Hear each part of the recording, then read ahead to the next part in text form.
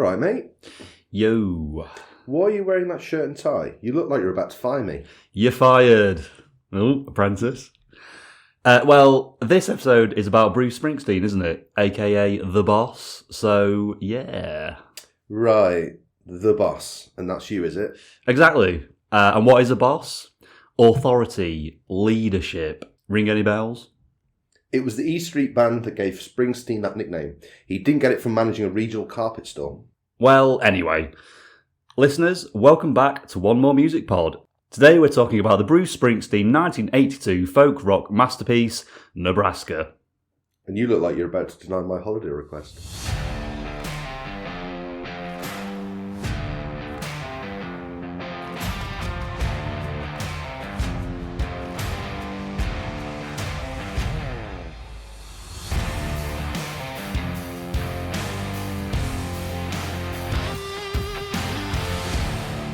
Hello and welcome to another episode of One More Music Pod. My name's Jack and hello Adam. Hello, Jack. How are we doing? I'm very well, thank you. How are you? I'm all right. I'm a bit hungover, if I'm honest. Yeah. Rather not be here. But there we go. Yeah, had a few shandies last night. Yeah. Yeah. But I see you brought a lovely selection of soft drinks with you today for this recording. This is my hangover cure. Right, okay. Collection of Lucozades, Dr. Peppers, and Coca-Cola. Yeah. This is my medicine. Let's see if it works. Lovely stuff. Yeah, so this time, Nebraska by Bruce Springsteen. The boss. So when I think Bruce Springsteen, I think Born in the USA. Yeah. Pop in. But yeah, exactly. Big anthem. Big kind of stadium rock kind of guy. I don't really know too much aside from that. So I was thinking, like, in prepping for this episode, I thought just to pad this section out. Yeah, I've put a list together of some of my favourite things that were also born in the USA. Nice. Yeah, it's good, isn't it? Yeah. So, Krispy Kreme donuts. Yeah. Favourite? Strawberry glaze for me is probably my favourite. Yeah, it's a weird choice. I just like the standard. Standard, the plain one. The plain one. Yeah. Plain Jane, simple but effective. Yeah. There's one, there's the Oreo one. That's quite good. Okay. I do like that. Nice. Yeah.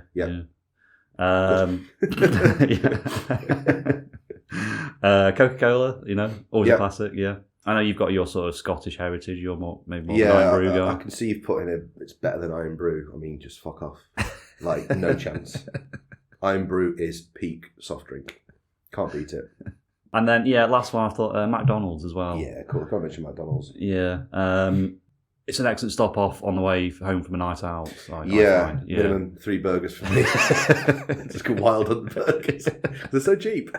It's always fun when you've had a few beers and you go to that screen and you're like, my eyes light up. It's like, what can I piece together from this? Yeah. How much can I spend? And it's like, yes, I will have 3 burgers and I will have a fries. Constant recommendations. Would you like this? Would you like that? Give it me all. Do you want 4 nuggets as well? Yes, I do. And a Happy Meal.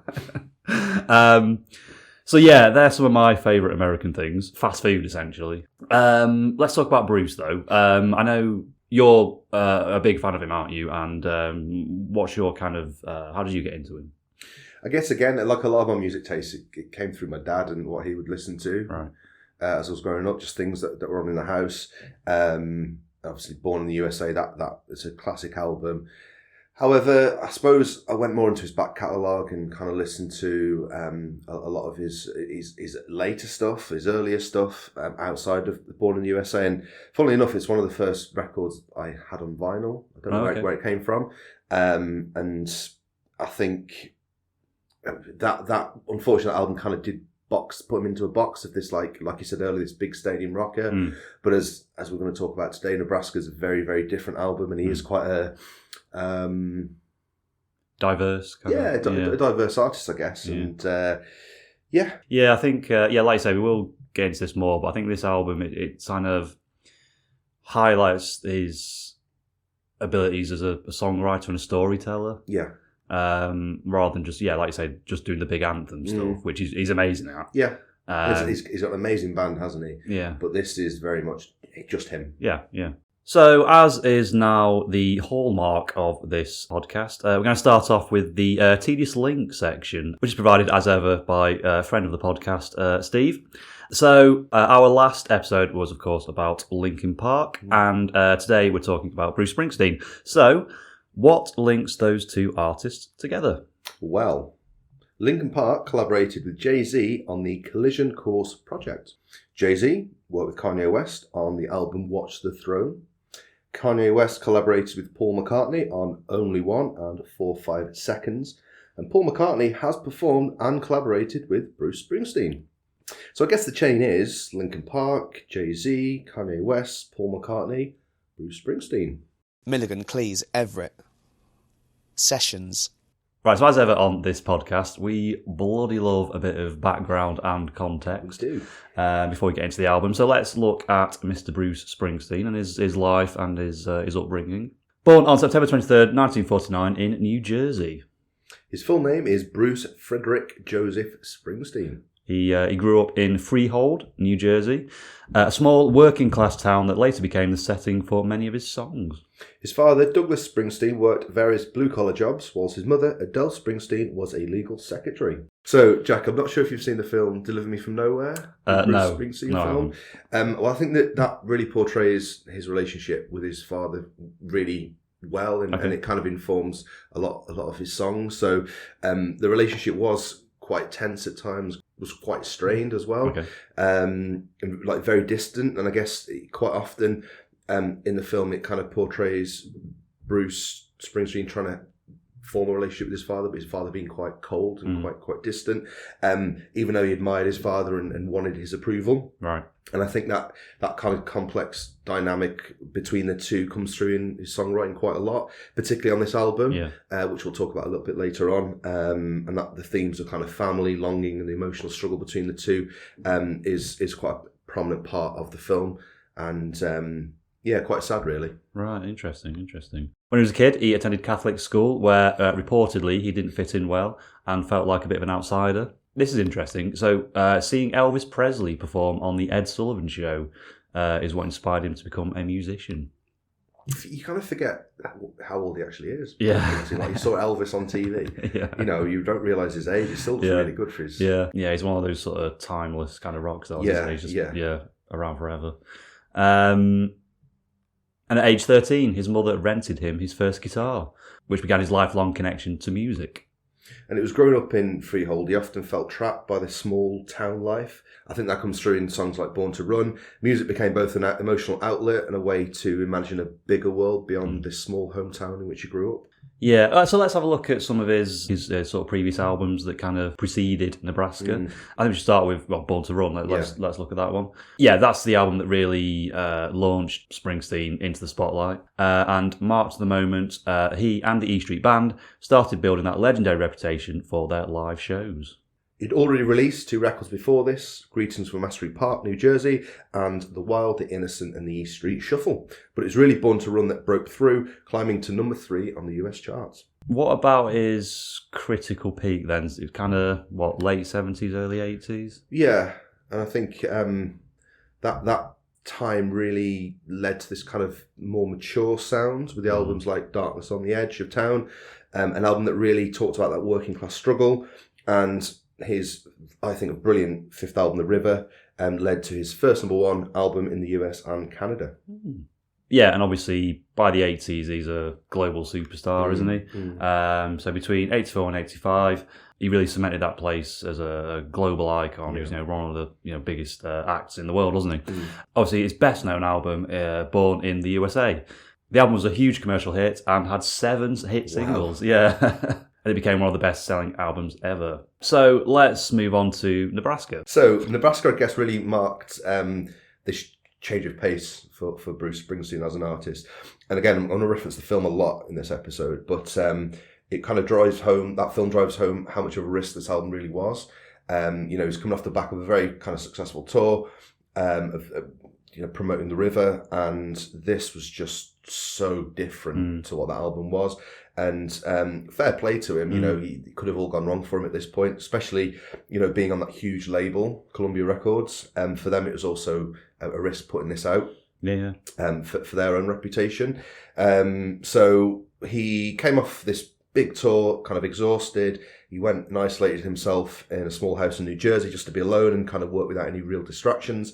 And for him at the time, he was dealing with this newfound fame, this new success, and I guess still trying to figure out his own identity. And more than anything, just a desire to write songs, create songs that weren't these crowd pleasers, these huge kind of anthems, I guess. And the film captures all of this really well. Okay, let's look at the album itself then. So, Nebraska, recorded between December 1981 and May 1982 at Springsteen's home in New Jersey. Produced by Mike Batlin and released in September 1982. Little note on the album cover. So, it's a black and white image, sort of taken from the dashboard of I assume a pickup truck. Sort of driving through the Midwest. It was taken by photographer David Michael Kennedy. It's kind of raw, slightly blurred. It's black and white, isn't it? It's sort of in a desolate kind of environment. Matches the sort of feel and the sound of the album, doesn't it, really well? Yeah, and that's one thing that Bruce Springsteen insisted on, him not being on the front cover of the record. A lot of his records prior to this and kind of beyond this album does have him on the front. Right. I think he wanted it to be almost an album that people pick up and don't necessarily associate with him straight away, which I thought was really interesting. Yeah, and it's the photo actually wasn't sort of taken specifically for this album either. It's just Springsteen was a fan of his work and kind of saw the photo and was like, oh, I'd love to use that. Yeah. Quite interesting. Right, let's talk about our favourite tracks then on the album. I want to start off by talking about the song Dancing in the Dark. Surely one of the most iconic and catchy Springsteen songs. You can't start a fire. You can't start a fire without a spark. Wrong album. Is it? Yeah. Oh, what was that off? That wasn't Born in the USA. Was it? Yeah. Oh. Have you been listening to the wrong album? No. What about Glory Days then? So, yeah, Born in the USA as well. Okay, I've been listening to the wrong album then. Brilliant. Nah, just kidding. Joker. Banter, innit? So, track one? Yeah, let's start with track one, Nebraska. Kicks off with the title track, Nebraska, one of his darkest, most haunting songs, really stripped down, quite unsettling and deeply psychological. Yeah. The song is told from the perspective of a real-life spree killer, Charles Starkweather, who went on a murder spree across Nebraska and Wyoming in the late 1950s with his girlfriend.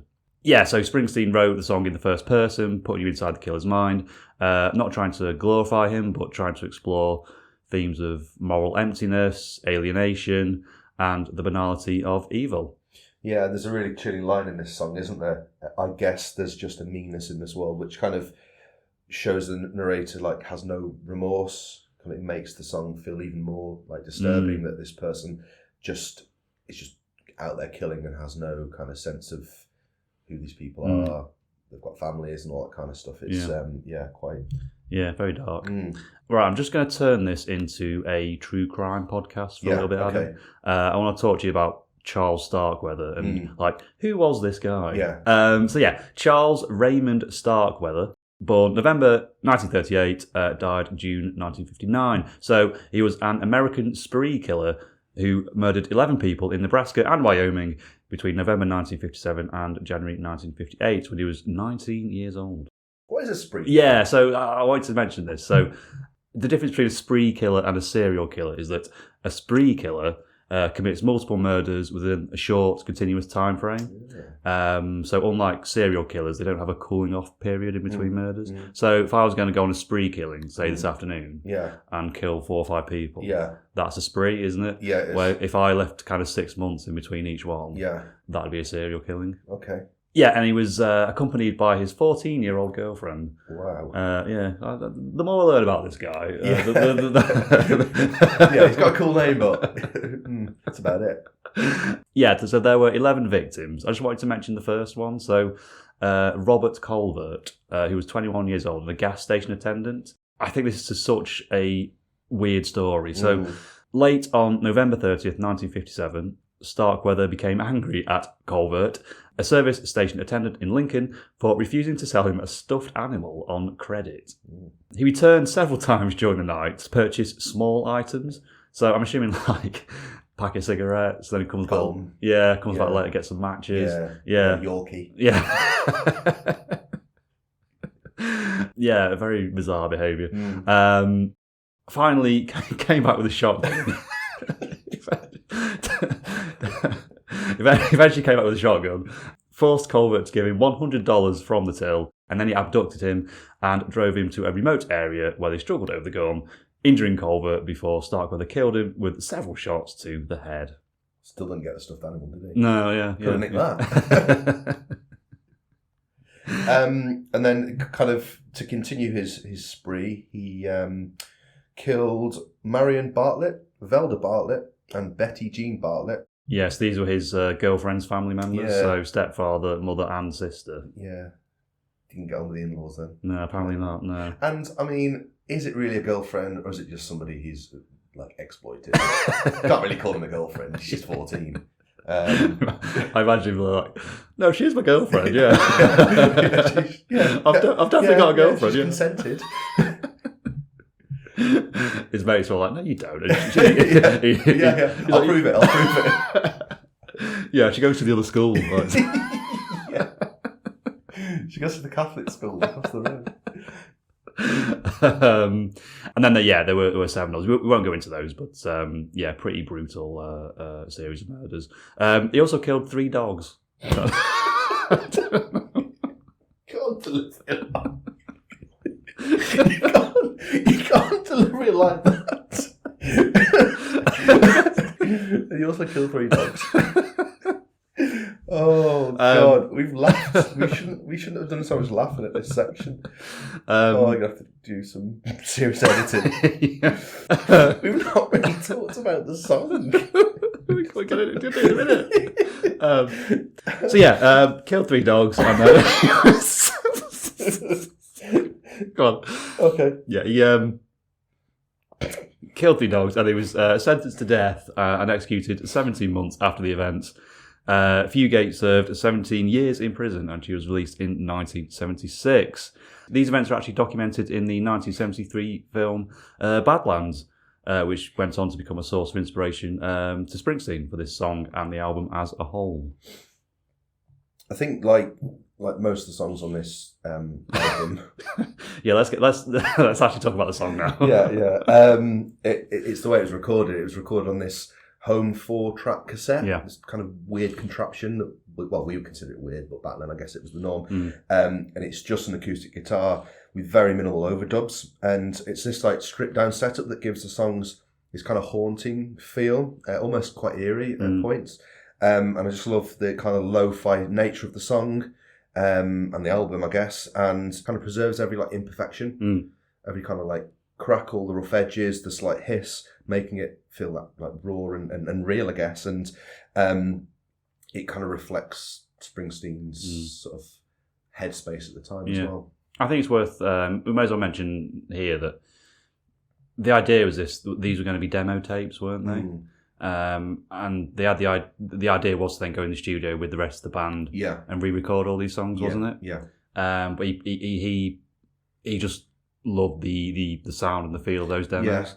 He almost kind of like surprised himself. He didn't realise he would. I wouldn't even say love it. It's more like it was his. Maybe more. It was more personal. Maybe. Had more emotion to it. Yeah. Something like that. I think when he did go into which we'll mention a little bit later on, when he did go into the recording studio with the rest of the band, he was so protective over what he'd produced that he just didn't want any influence from anybody whatsoever. He just wanted it out as soon as possible and for people to listen. So another track that stands out for us is Mansion on the Hill. And again, another song that's sung from a first-person perspective. Mansion on the Hill captures like this deep sense of longing for something unobtainable. The narrator looks up at a mansion on a hill, a symbol of wealth and status that he'll never reach. And there's a really kind of profound scene in the film, Deliver Me From Nowhere, where his dad, played by Stephen Graham, who's brilliant, takes Bruce and his sister to play in the cornfield surrounding an actual mansion on a hill. And in that scene, he remarks and says something like, "Imagine that. Must be a small fortune for that sucker. Live in something like that and all your problems will disappear."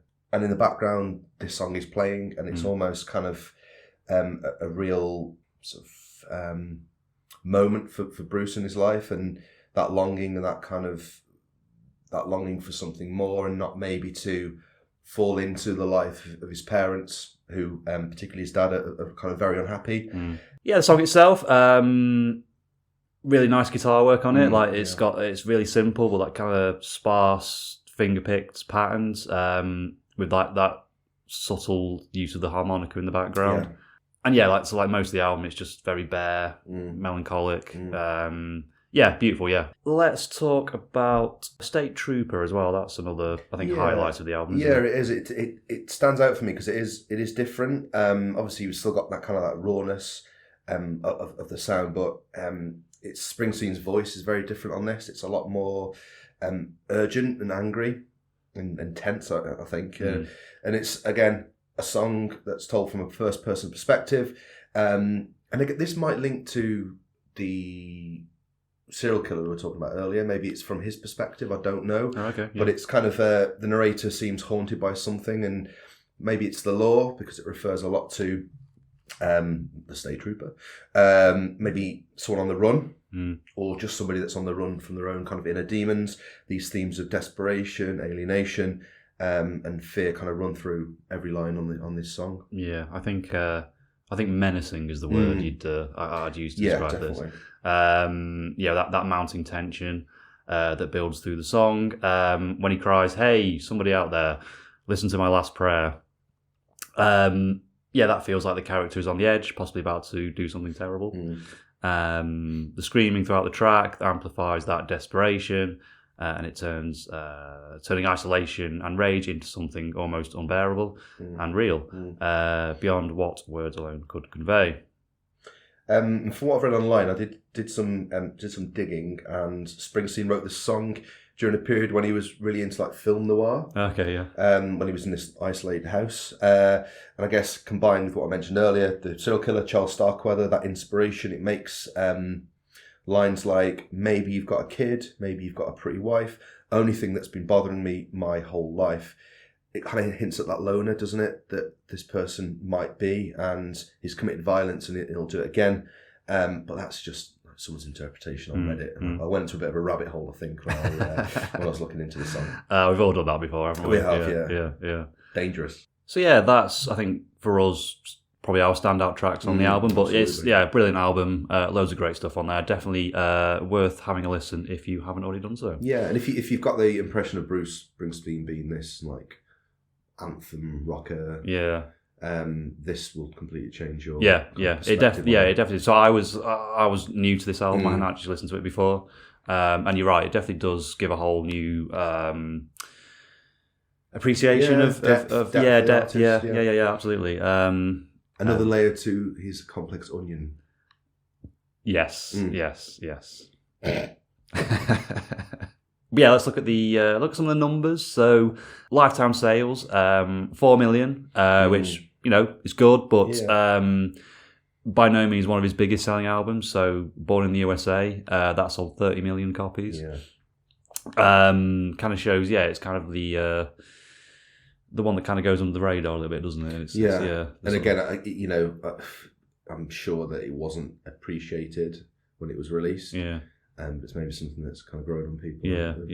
Yeah, it's been streamed 145 million times on Spotify, and it was ranked number 150 on Rolling Stone's 2020 list of the 500 greatest albums of all time. Okay. So I think that kind of just ties into what you said. Like, it has kind of over time, it's kind of grown a bigger sort of appreciation. Yeah. A few quotes we've picked out for what people have said about it. Bruce Springsteen himself reflected on the album's significance and said, "If I had to pick one album out and say, this is going to represent you 50 years from now, I'd pick Nebraska." Wow. Joel Selvin at the San Francisco Chronicle said, "Never before has a major recording artist made himself so vulnerable or open." Pitchfork said, "The definitive version of Nebraska remains the one he captured on tape. Just a guy with an acoustic guitar and a TASCAM Porter studio." Ariel Swartley in the Boston Phoenix said, "It's the rock and rollers version of joining a monastery or running away to a farm." I like that. Yeah, that's nice. Yeah, I like that. So to summarise, I guess why this album is so important and why it stands out, because it does break away from Springsteen's usual arena rock sound. It shows his ability as a storyteller and character writer, and it is often considered one of his most powerful and unsettling works. Mm-hmm. And yeah, finally, let's just touch on the unreleased electric Nebraska sessions, because there's a bit of a... This is what it could have been. Yeah. So this is the label's attempt to translate the bare 4-track cassette recordings into full band studio versions. But Springsteen wasn't satisfied. He felt that the band couldn't capture the emotional power and intimacy of the original demos. And I think we said already on this, I think we both agree with that, don't we? The home-recorded lo-fi rawness of Nebraska is what makes it so haunting and powerful. In October 2025, however, the so-called Electric Nebraska was finally released. It includes 8 never-before-heard electric versions of Nebraska songs recorded with E Street band members. They're interesting, and I guess I can see why fans wanted this for so long. But as Jack has mentioned, the original is just so special. And nothing beats that kind of stark, intimate feel of the home recordings. Yeah, I think it's nice to sort of have the other version so you can compare and kind of see how each version sounds. Yeah, I think I'm going to go and give it a listen this afternoon. I think. Yeah. So that just about wraps up our episode on Nebraska. I think all's left to say is thank you very much for listening. Next episode. We're going to be looking at Led Zepp 4. Yeah, great album. Yeah, obviously. We're not talking about it, will we? But, different to what we've done before. Yeah, no, looking forward to that one. We'll, It's going to rock. It's going to rock, man. That's my Robert Plant impression. Yeah, that's good. I like that. Thanks. Yeah, so thank you very much for listening. Please remember to, if you don't already, please do give us a follow on Instagram or TikTok. You can find us at onemoremusicpod. Also, you can email us, onemoremusicpod@gmail.com. So yeah, all that's left to say is goodbye from me. And goodbye from me. See you next time. Ta-ta.